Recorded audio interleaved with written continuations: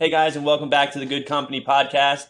On today's show, we have borrower Steve Keighery, based out of New Orleans, originally from Australia. He'll be talking to us today about just project managers, trust, your local network, collaboration, all those things that we're trying to portray here. It's a great episode. Thank you for checking it out. Please like and subscribe. Thanks so much.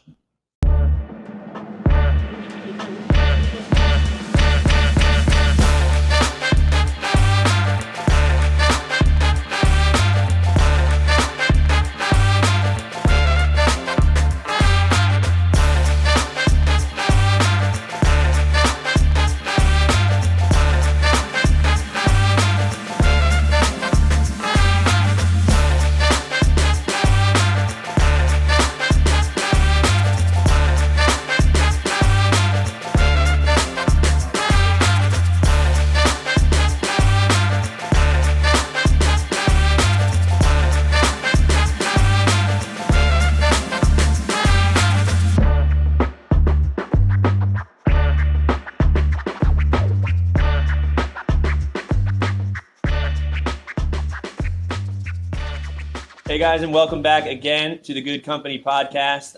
This is Jack Gailing with First Equity Funding, Senior Loan Officer, along with my co-host Ryan Comesso, another Senior Loan Officer with First Equity Funding. We are joined today, finally, by Steve Keighery, one of Ryan Comesso's borrowers and good friends down in New Orleans. So we're looking forward to learning a ton just about how he's built his business in that area and what he does to just create a ton of value and a ton of collaboration in that area. So Steve, welcome and thank you so much for the time today. Good morning. I appreciate you having me on. And I appreciate everything you guys have done for me. Awesome. Of course, thank you, Steve. And that goes both ways, brother. You know that. So, I mean, listen, for the people, I know, we know each other pretty well. You just met Jack here a few minutes ago and the guys behind the camera. And for the audience, I mean, talk to us a little bit about who it is you are. And before we do that, I guess maybe how is it that you got started? And we'll get into the wholesaling and the RIA and the things like that. But where is it that you really did you always see yourself as a real estate investor or being involved in real estate in general? Or where did that kind of start? Yeah, no, I can pinpoint the moment exactly, actually. So, it was in 2000. At the time, I was at university. I was 2 years into a degree. I was studying economics and marketing. In my head, I wanted to be in business. And what that really meant to me at the time was, working for a big company, maybe someone like Coke or Unilever. That was sort of my idea of business. And a friend of mine had a free ticket to a seminar by some speaker by the name of Robert Kiyosaki. You may have heard of him. So I wasn't into those sort of things, and I went to the meeting, and my God, it just boom, opened my mind. So that moment was it. He spoke about the obviously assets, liabilities, buying assets. He spoke about the cash flow quadrant. That you can be an employee, you can be self-employed, which is sort of my path, was that employee path that I was on at that time. But he spoke about the benefits of being a business owner and being an investor. And that was what set me off. I had 2 more years of university. So over that time, I read all these books, I listened to all these tape cassettes, I started reading other people. And when I left, I didn't go to real estate, I went to business. So my strategy was go in that B quadrant, and then become an investor. So I always wanted to buy real estate, but I started as a business and we did that. We started a business and, I had a couple of mergers, but I was really lucky. We built that up to 300 staff. We ended up listing on the Australian Stock Exchange. We listed we had a $315 million valuation. It got up to $500 million, which we're excited about. Man, the market's been hard though. It's like 140 million now. So, those things will change, but, so I always wanted the property, and I started to buy the property. I bought my first one in 2016. So at that time, our business had started to become more successful. We started to have a salary, so I didn't buy it fancy. I just bought I bought a property from the equivalent of the Australian equivalent of the MLS. I used a conventional loan. I put down 20% deposit. I did really geek out on the areas. So I had spreadsheet. I didn't buy my home area. It's super expensive where I live, like crazy expensive. And so I did a whole analysis. I pulled census data, figured out populations, where's the population growing, where's the median incomes growing, like what income quartiles are there, where's infrastructure growth, where's the growth been. And I actually looked for places that didn't have that much growth, but their demographics showed they should be growing and the areas around them were growing. So, if someone had a big growth, I didn't like it, but the place next to it, they had all the signs that it should grow, and I bought that property, and that was really how I got into it. I never saw it. I had property managers walk it. I had property inspectors go through it, but it wasn't in my home state. I still own that property. I bought it. I think I bought like $360K was what I paid for it. It's worth about $560 now, so it's gone up over 50% over that period. And I've barely had vacancies, and that was my first step into real estate. Okay. Yeah. Wow. Thanks for that. Yeah, that's great. So I honestly had thought you had always started your investment here. Do you own any other properties in Australia? And like, how did that transition into coming into the United States to invest? Yeah, so I have 6 properties in Australia, all single family rentals, all in different areas. So I really picked an area every time. I wanted diversification. So they span 3 states, and all the same way, geeking out, finding areas that worked. I'm currently I literally just signed the last 2 days. I actually signed with an agent to sell 2 of them. So I am selling 2, and I never thought I would do that. And there's a specific reason, which you guys will relate to. The debt in Australia is all adjustable. Okay, so there is no such thing as a 30-year fixed debt in Australia. In fact, for your viewers, there's no such thing as a 30-year fixed loan in any country outside of the USA. So I didn't even know that either. Man, that's why I love the USA. That's why I love the properties. That's why I love the debt. So those rates are going out. So monetary policy is really effective in Australia, right? So as they're raising interest rates, everyone pays. Everyone's disposable income is getting squeezed. So it makes monetary policy really effective. Because at least in America, it has an effect. But if you've got a fixed debt, you're safe. Like, you can hold on to that. So I'm just seeing what's coming. I'm just decided to sell 2, pay off those loans.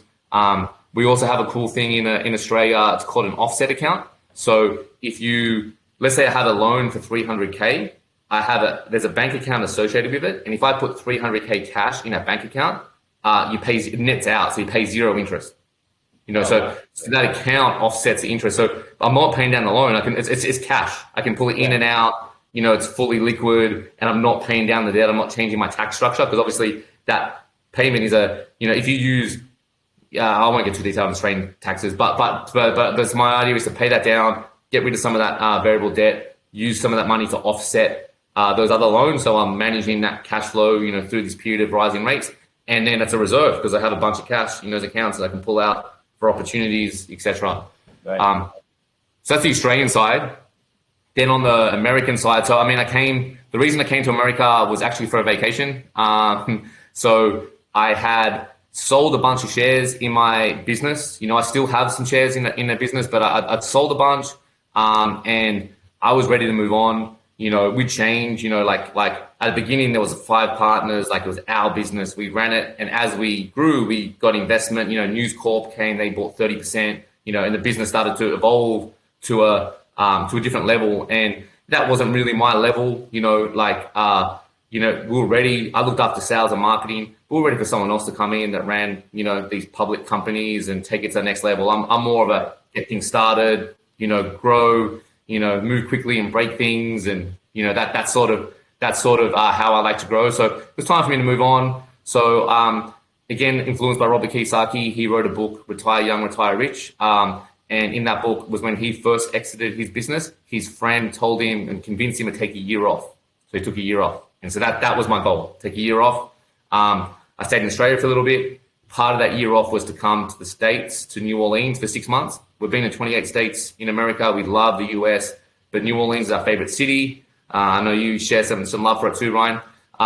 was our favorite city. So we would come for 6 months. We did not think we're going to move here, like at all. Like my wife is from the same area I'm from. We're like 3 generations in that area. Like we always thought we'll grow up there and stay there. And, so we didn't expect it, but we fell in love with the city and my wife wanted to stay. But then I looked at the business opportunity and it was just much better property. I wanted to get in property now. I wanted to really, go harder into property. Now that I've built some capital, I wanted to build a property portfolio. Properties actually cash flow really nicely here. That 30-year fixed debt, is amazing. Also, Sydney, where I'm from, it's the second least affordable city in the world. They did a report for 2022, and based on the value versus median incomes. So not the highest price, but highest price to income. Hong Kong was first, Sydney was second, Vancouver's third. San Jose in California, San Jose and San Francisco and New York coming, but they're like 10th, 11th, 12th. So Sydney's really expensive. So for me to take some of the capital I'd earned and to buy a house here, man, it's better value. I know you've been to my house, Ryan. I got a really nice house here in a nice area in New Orleans. And honestly, I would have, for the same price, I would have a pretty damn average house in Sydney, So that flip helped me set me up. And then I was able to invest more of that money into properties. And now, what do you think is driving that in Sydney, specifically just because of your experience? I mean, is it something where the jobs just aren't paying what they need to survive? I mean, what's kind of the variables there?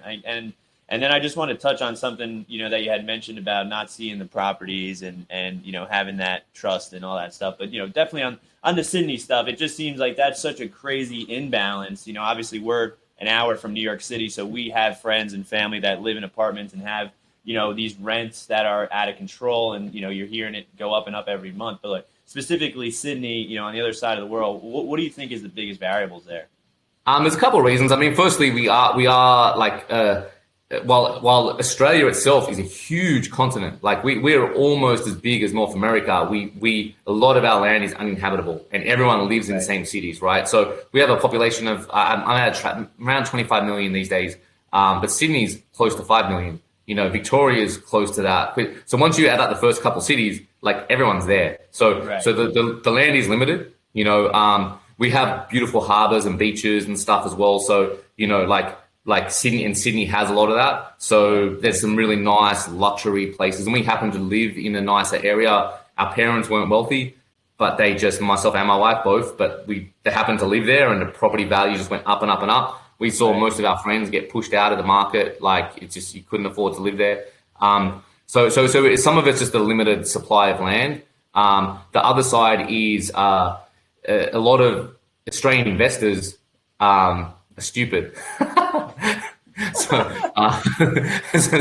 I'm being harsh, but what I actually am saying is we have these tax laws which are it's called negative gearing. So basically, if you buy an investment property and you make a loss, which if you're buying in Sydney, you are making a loss. You are not cash flowing. You are losing money every month, right? But you can claim that loss against your W-2 income, or using American terms, right? So a lot of the wealthy Australians, their accountants say you're paying too much tax, buy an investment property. So they buy a property which loses money, but they're happy because it's saving them tax. And they buy for the appreciation. And look, Australia has had fantastic appreciation. These markets do appreciate. If you can hold on to it, those people are probably doing well. The property's gone up, but they're losing money every month, and so that drives it. We're one of the most indebted. I think we're the second most indebted, or we're really high on the debt to GDP. So just unfortunately, we're just mortgaged up, and making silly investment decisions. So if you as an investor, you're trying to compete, you have to lose money in these markets. The properties I bought, they pretty much break even. So they're in good areas. So I am doing capital growth, but I'm just covering my ass in terms of making sure the payments at least cover the cost. But I'm not cash flowing. And that's a really good investment in Australia. That's hard to find, whereas obviously in America, wow. Yeah. And I mean, just touching back, because we explained earlier in our conversations. I mean, our biggest thing is that network, and I mean, just hearing stories from you and Ryan in passing, a ton of value add from you and Courtney, who we spoke with. How the areas of Australia, and obviously when you were going and having those project managers go out there and view those properties for you sight unseen, there's a ton of trust that goes into that. And, I don't know if those were maybe local people that you knew or however that is, but, especially coming now into the States, how did you build this network now that you've procured? What were the steps in, how did you start the process? Was it, just local outreaches? Just kind of talk us through how, maybe some of our younger guys in the room can kind of just break in and make that that networking outreach, in just different ways.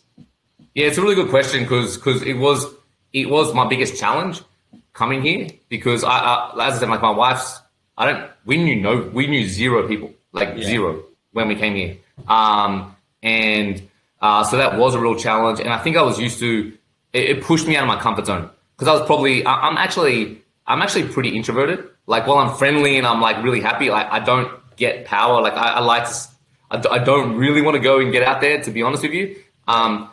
And I had to, so what I specifically did, I started with like Bigger Pockets. So I met Courtney, who you interviewed. I originally met her through Bigger Pockets, and some of the Facebook groups. So I just joined those things and I asked for some help, right? So Courtney specifically, since she's on your podcast, like I was at that point, I was trying to figure out some, repair costs, how much things cost to repair. And I'd asked a few people and a couple of people replied to me. Courtney was one of them. I went and met with her. She helped me. I said, hey, how can I help you? Because I had these business skills and I had a fair amount of skills, but they weren't the same. So I would help people where I could, So I would hey, do you want to help business marketing, sales, and I met some other people here. I think Emil, who you're going to have on the show, we were doing a similar thing and he knew the market way more than me, but I knew sales, marketing, business, which he liked. So we just share. So I think just the online, the local Facebook groups are really good. Bigger Pockets is really good. The local RIAs, there's lots of meetups.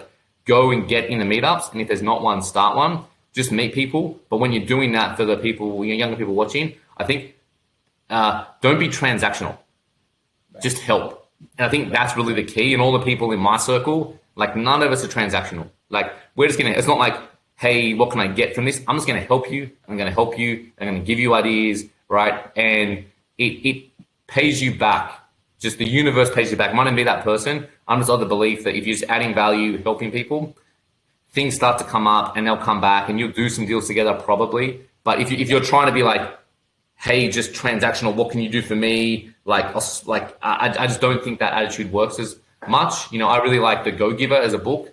And that, I think I gave it to you, right, Ryan? So that book is it's just help, and then you'll find people start to help you, and you will put those things together.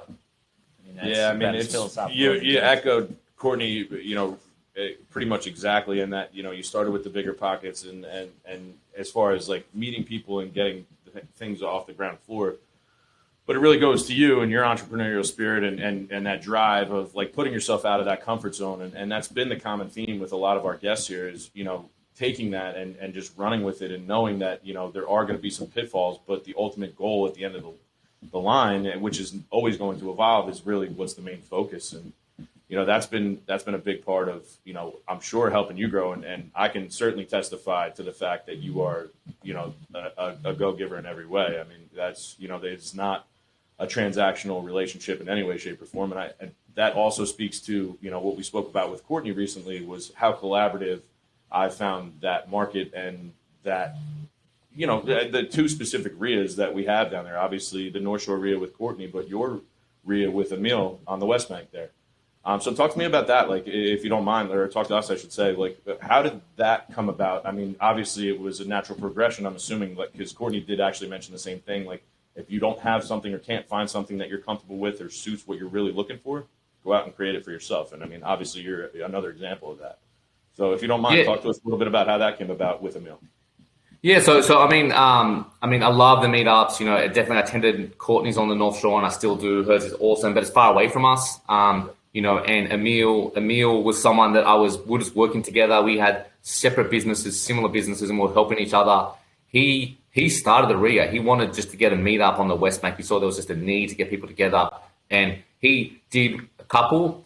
And I basically am like, man, like I was craving those connections. Like I was craving, that networking, because we just believe just as you connect, you do more deals together. Like we have an abundance mindset. It's not, I don't need you to not do well for me to do well. Like we can all do well together. And the more we're talking, the more I start to put deals together. I'm like, oh yeah, wait, I should call that person. So that was the idea. And I sort of went to, my skills are marketing. So I'm like, hey, let me help make this something, So we sort of teamed up, and I started doing the marketing, created a Facebook group. That's really my skill, and we just made it come together. Our RIA is awesome, and I'll tell you why. Because not our RIA, it's like the group's RIA. But what we love about it is, with most RIAs, like they have some speaker that comes, and they're often selling something, right? And there's nothing wrong with that. I go to those RIAs too. There's nothing wrong with the speaker selling stuff, right? But it's like they're generally like they're a speaker. And there's a place for that. What we do differently, we pull real active people that aren't speakers. Like I know all the big players because I sell deals to them. So like I know who's like, I love grabbing a person that's like, I know they're killing it. They're big. They're not a big name, but they're a big player. And if we were to ask them, hey, can you come and do a presentation at Aria? They would say no, because they don't do presentations. They're out there busy working their ass off, building a business, right? But we do like a podcast style interview. So I'm saying, hey, come to Aria, let us interview you. No preparation, no slideshow, no work to do. They literally just turn up, they sit down, sort of like this, right? They turn up, they sit down, and we interview them. So that makes it real different. They're real active people, and you start getting those people in a room. And that means that for our RIAs, like a lot of active people come. A lot of newbies come too, and we welcome that. Obviously, you want newbies, but if it's just newbies, like it doesn't really take off. You need active, real people to mix with those newbies, start to collaborate. So, I've seen a lot of deals happen now because of that meetup. What we do is we also do a drinks afterwards, and that's been real successful. We do real estate and drinks, and you just get to know people personally. And I've done a few deals now where like I've literally put it together because I've sat drinking with that person after the meetup, and I know what they want and what they're doing. So when I've got a deal I'm trying to put together, it hits me. I'm like, hey, I need to call them because this will work. So I just think as you get to know each other, you just do more deals together. People call me about things because you just know where everyone fits. And we love deals where, multiple parties are involved and, making it happen. Yeah, we're trying to do networking stuff all the time, from our standpoint, right? And just trying to treat it more as an education of like, we're not the hard sell company, maybe to a fault somewhat, but what our biggest tool for in our eyes is our educational mindset, right? We want to be a partner with, like you're saying, when you're thinking of a deal that maybe gets a little hairy, we want you to think back on the one that Ryan did for you 2 deals ago that really got super hairy, but we broke it down and all that kind of stuff. So for somebody like us, we struggle, honestly, we're going to talk honestly here. We struggle filling our room when it comes to those type of events. Like, so for us, what's some, and a lot of people that may be trying to do meetups and are struggling to get, traction, what do you think goes, the longest way in terms of maybe the marketing, maybe the pitch to, the people you're going for, kind of what worked, best for you that you've been able to kind of pass along to maybe Courtney with her RIA or, other people in the space? I think it's starting to foster a community, right? And like if I think, I can think of a bunch of people who, like, for our RIA, it's their RIA. You know what I mean? Like it's not mine and Emil's. It's like it's there. They come regularly. They've come from the beginning. So I think you start, and that starts slow, right? Because the first couple, like, it builds, right? But you bring these people in, and they feel part of that community. And then they stay, and then you get another person comes and they come back. So I think you need to foster that community, and we also do it through Facebook. So we do the meeting once a month, but we also have a Facebook group, and it's pretty active. If you have a question, if you post it, it's going to get answered. You know what I mean? Like, right. and it's got that same go-get mentality. So there's a community behind it, and I think that's what helps. And for us, here's probably the difference with us. Like we don't really I don't see our role as we're not the educators. Meaning we're not trying to educate you. We're trying to bring people together, right? And we always bring together an expert who we're interviewing. And yes, there's lots of education that comes from that person, but it's just their opinion. It's a valid opinion, but we're not trying to say, hey, you should do this, you should do that. We're not really educating. We're just it's what makes a good party. It's the people, right? You want to have a good venue, you want to have the things in place, but it's if the guest list, people don't really turn up, it's not going to happen. But if people come and they're talking, they're fun, so it's more about getting that community. It's about getting them talking, sharing, and that's what we do. So we're just drawing everyone, and it's not about us. It's not about us being experts. It's not about even the person being an expert. It's them giving their opinion, asking, hearing other people. I think just if you get that community, that's the real key to having successful, RIA, meetup, etc. And that collaboration, I think that's been the key word the last 2 days and the last couple of interviews is just collaboration and having that self-confidence and pride and just saying yeah, I'll help you on this deal. I'll help you on your next deal. I'll help you on your next deal. And, sooner or later, they're going to need something, from you. And it's just, putting that good karma, like you said earlier, in the universe and saying, eventually it'll boomerang itself, back to me. So, I think that's in a great way. And I think that's something where, as much as, like I said, we want to be the educator and teach people about the tools that we have that may be different than a conventional bank or maybe the next guy in the thing, in the space.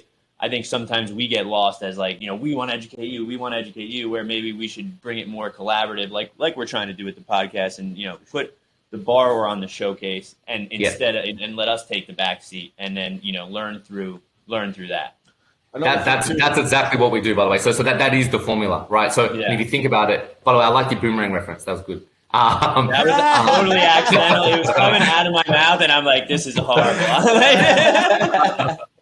But if you think about it, that's actually what we do, right? So me and Emil have both done a fair amount of wholesaling, so a lot of our speakers, they're my buyers, right? Because I know who's active, right? So I'm pulling them. You guys are the lenders. You guys have the same. You've got the people that are active and doing it. They've got the info, so that is the formula, and that's what we do. It's the same thing, pulling up your borrowers. The ones that who's active, who's getting loans, who's doing projects, just pulling that person up, getting them, that's what people are interested in. And of course, they're going to learn about your product, they're using your product, that's great, but that is the formula.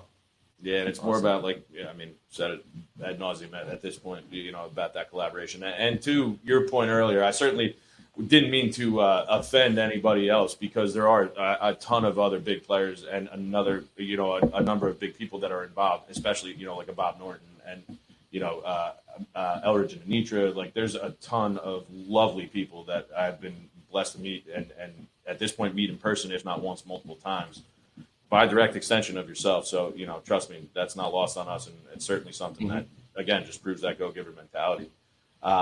Just to kind of switch gears, not too much, but just talking a little bit more. I mean, you mentioned how the first deal went in Australia. How did that first flip or that first wholesale deal or whatever the first transaction was? How'd that go in America? Terribly. Are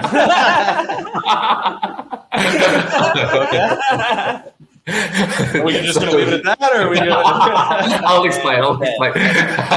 Which is fine either way. That's no problem. So no, the first deal I bought in America, I didn't really have my strategy then. I was trying to get my visa, right? So I'm here on a business investment visa. So you need to invest money in the country, and you need to have a business and employ people. So I was putting my business together. I wasn't exactly sure what I wanted to do. I wanted to buy properties, right? So I realized I wanted to get a cheaper property and do more of a rehab, because I got some advice that you don't want to be a property investor, a property buyer. For the visa, you better it's not viewed as well. So I want to be a rehabber. So I actually got my rehab. I got licensed as a contractor in Louisiana. Oh. guys. Like, not sure how. It doesn't say anything about the licensing requirements, by the way. But I bought this house. I was in Lafayette, so it was a couple hours from my key market in New Orleans. I made a couple of mistakes in that deal. It was a nice house, like New Orleans, 2-story, like it was that New Orleans nice look. What I learned later was that wasn't really wanted in Lafayette. People didn't want that 2-story house. They didn't want that old house. So I made a mistake on that. I rehabbed it. I got a tenant in place. They literally they paid the first month's rent, then they stopped, had to evict them. It wasn't great. And at that time, I started wholesaling in New Orleans. I was actually doing really well. I started to get a lot of traction here in what I was doing. And I ended up going, you know what? I don't want that property. I'm going to sell it and put my money here. I made a loss. But it wasn't great there. I knew where things were working, so I sold it. So look, I didn't do well, but I learned, and I think that's fine. I knew what I was doing. I moved fast because I needed it for my visa. I got my visa, right? That was worth it. Also, I learned. I bought the deal off a wholesaler. I didn't know what a wholesaler was. So from that, I went, hey, wholesalers have deals. Let me learn what they do so I can buy deals off them. And I went and I studied wholesaling, and I realized it was sales and marketing. That's my background. I ran the sales and marketing for a company. Like sales and marketing is when they describe wholesaling, I'm like, that is exactly my skill set. So it led me to then start wholesaling. So I started wholesaling to learn this market, and I wholesaled for a good year or so. I was, signing contracts, and that got me confident in the market before I started taking them down myself. So, it definitely was terrible failure, but I learned. And I think any of your listeners, make some failures. You need to, show me a person that has never failed, and you're going to show me someone that hasn't succeeded. You know what I mean? But yeah, it was terrible. And I mean, obviously we're not from the area. I've never been. I know, Ryan visits a lot, but from an outsider perspective and everything that goes on down there, year after year in New Orleans, and the risks of, hurricanes, bad weather, the whole nine. I mean, what gave you solace in that, taking that risk and making that jump? Was it, the network that you were building, the conversations you were having with people, or was it just kind of trusting your strategy, and what you've taken that work and kind of, copy and pasting it? Yeah, I think it was just direction. I was confident in my direction, and I knew there'd be, we created a really successful business in Australia. We had a lot of failures on that path. You know what I mean? So I was confident that in my ability to fail forward, make a mistake but move forward, which I did. New Orleans is an interesting market. We definitely, we have a lot of insurance issues right now. After the hurricanes, insurance, people are pulling out, and there's definitely issues here. It is interesting that when I was in Australia, I really, really picked my markets. I picked what I thought were the best places to buy right now. Whereas if I was to do that here in America, I don't think I would pick New Orleans. I pretty much know I wouldn't pick New Orleans. But the difference is I'm really set up here, and I buy deals under market. I could not, if you're in Australia, I bought at market. So I needed to be in the best market, right? Whereas here, through my marketing and how I buy distressed properties, so through that process, I get fantastic deals. You know what I mean? So I couldn't get better deals anywhere else. So that's why I'm confident in New Orleans. I'm confident in my ability to buy. I'm confident in resales, market rent. I know this market, and that's why I operate here. Ideally, I would like to buy in some other markets as well. I would like to diversify. And I will do that at some point. But for now, I mean, I'm doing well. I know what I'm doing. I'm just going to keep doing it for a while. Yeah, if it ain't broke, right? Yeah, no, absolutely. And that's actually, I guess you kind of touched on that. And I guess maybe the better question is not where, but maybe what the time frame might be. Did you have? I know we had spoken about a couple different places that you were looking in the future. Do you have any markets identified? And if so, either way, what do you think your time frame might be? I mean, trust me, in this crazy market, it's tough to say anything with any assurity. But do you have a time frame in mind to kind of move out of the New Orleans area, or not really? It's still loose. I don't feel compelled. I'm still happy with what I'm buying. I think it's different. In Australia, there's a key difference between our markets in that in Australia, pretty much everyone uses a property manager. And in America, pretty much everyone doesn't use a property manager, which I do here. But it's really interesting. I don't know why it's different, but that means in Australia, property managers are a commodity. They're really easy to get. They're cheaper. They're good. They operate at scale. So I was confident in buying out of state because I was confident to get good property managers. It was just easy to do. Whereas that's not really the case here. I have a really good relationship with my property manager in New Orleans. They're investors themselves. They buy deals from me wholesale. We collaborate on stuff so. But I don't feel confident just picking a market and being able to find, competent property management, etc. So that's probably my sticking point. And so I don't really have a time frame. It's going to be just at some point I'm going to feel comfortable in a good market, but it's not necessarily the best market. Somewhere I feel like I have a network where I have good management, good REIAs, I would want to connect into that market. And once I feel comfortable, I would like to build some diversification through that. But it's just a loose idea. I would definitely do it. I'm not stressed now though. I like to I do have specific goals, but sometimes it's just I know where I'm going in a direction and I'm going to keep heading there, but I don't have a stress to put a timeline on that one yet. Understood. Yeah. No, that makes a ton of sense. So I realized about halfway through that we skipped over a very important piece of our interview here, which is, and we're going to bring it back just a little bit here. We're going to bring our man James in for just a moment. I'm going to make sure he's paying attention. We usually do an icebreaker at the beginning of the interview, so I apologize. We're going to end it with the icebreaker. Yeah, so right. we're going to we'll start to wind it down, but we'll introduce our boy James. I know you met him very briefly before, but James, if you don't mind, hit Steve with a good icebreaker question for us. Yeah, sure thing. So today's icebreaker, we have, if you were coming onto a stage, what would be your walkout song? Ooh, good question. I've actually had a lot of thought about this because I did a charity boxing match. So I forgot about that. Yeah. So the walkout's important. The walkout is important. I had a lot of options.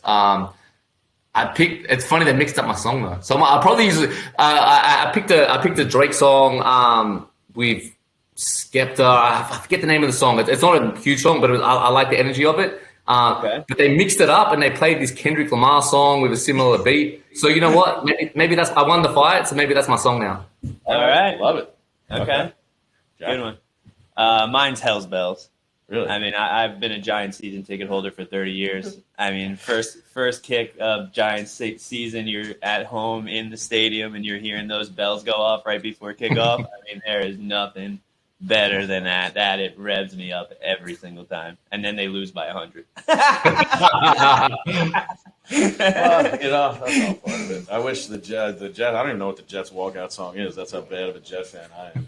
I don't know if I have one myself. I'd do maybe a little something Allman Brothers. I know that's not like the pump up type stuff, but like a nice little jam band little, on the little blue sky or something like that, just to get me into my mood and focused. But that's funny. All right, thanks for that. Well, yeah, I mean, just to close this up, I mean, my biggest question, I mean, and just you touched on it a little bit on just kind of where your goals are, and I mean, you've come so far, and we've learned a lot today, and just knowing a little bit of ahead of time, and now creating this full picture. Maybe not a specific timeline on it, but 5, 10, 15 years from now, what is the goal? Is it back to Australia as a retirement plan, or is it home? Is it staying here and maybe doing a different part of the U.S. and just what's the end game kind of over the next time?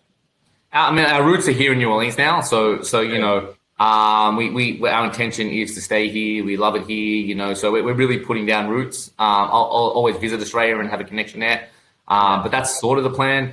My goals have changed a little bit. I'm really about being dependent, being secure. I think when I started, I was chasing money and financial stuff, you know what I mean? And I'm not really chasing it anymore. When I first started this business, I I ran my sales team in Australia was 90 people. Like I built all the sales scripts, and when I wanted to do wholesaling here, I was looking at the different wholesaling operations in Arizona and, these bigger operations. I'm like, I could do that. Like in my first head, I was going to do that. I was going to build this big operation. And I think over time, I just realized I don't want that. I don't want a big operation. I'm more into lifestyle. I want to have these cash flowing properties, be secure. I'm not a guy. I don't care about cars. Like I don't want a Lambo. I don't give a crap. I like a house. I like a house you live in. So like a good house is something I want. Everything else materialistic, I really couldn't care. So I'm not chasing endless dollars, and I'd prefer to have a better lifestyle. But I am also, for me, I'm becoming more conscious of just general. I used to think it was financial independence, right? If I got money, I can sort of do what I want. But now it's also like I'm trying to build dependence on, what COVID came, right? You couldn't buy stuff in the store, So I'm like building supplies of food. We started playing around with gardening. Can we grow our own food?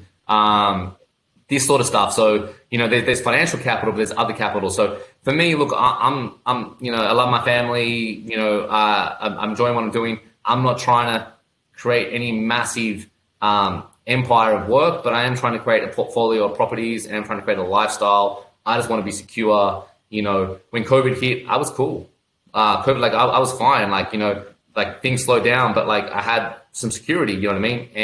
And I want to keep building that security. So when different things hit, if the stores aren't open, if, the financial system's frozen, like I just want to be okay. And that's really my goal over anything materialistic. Wonderful.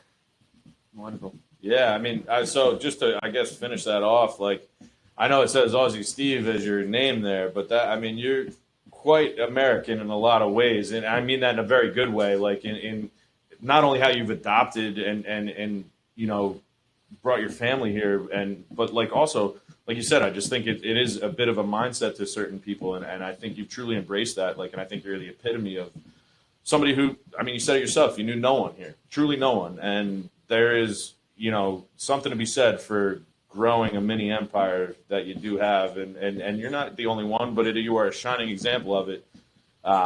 In a pretty in an area that's known to historically not necessarily love outsiders, and I mean that for myself as well, not necessarily for myself, but also our company. Like I just think it's funny, and I always do, kind of make the crack that my introduction to the New Orleans market was an Australian, investor, and I'm the New Jersey lender, and like we are people. Trust me, I'm by no means the biggest. We are not the biggest company. We're not the biggest lender in New Orleans, but the fact that we have some kind of presence and some kind of foothold, and have, the ability to get people like yourself onto our podcast, people like Courtney Fricky, people like hopefully Bob Norton and Emil Hurst, and hopefully the Leonards, all those people, like those are people that have lived in those areas for a long time, and that again, I know we said it to Courtney.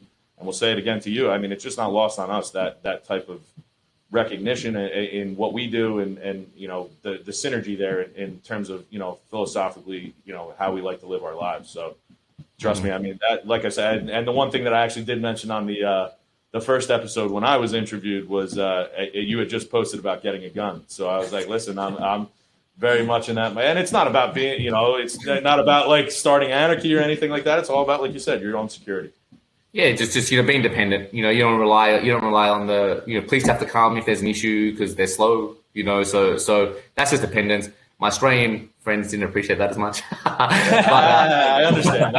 But as we're closing up, just 50 seconds, a minute, anything you want to plug, anything that you have to say, please, let it rip. The floor is yours. Anything that we can kind of tag at the end of the episode, please let us know.